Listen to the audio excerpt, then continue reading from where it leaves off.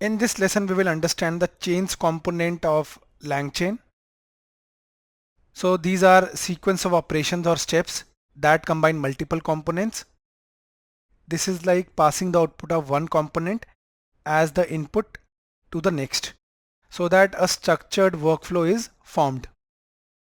Here are the two types of chains, simple and complex.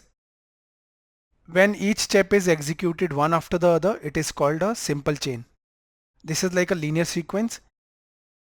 For example, a chain that retrieves documents and then generates a summary.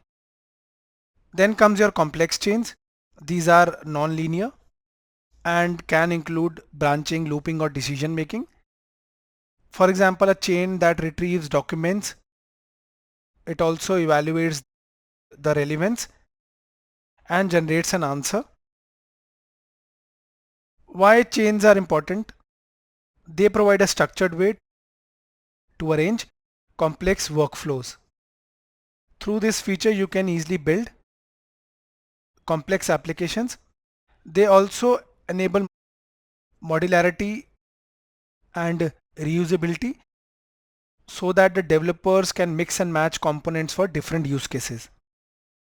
So guys, we saw what is the chain component of LangChain. Thank you for watching the video.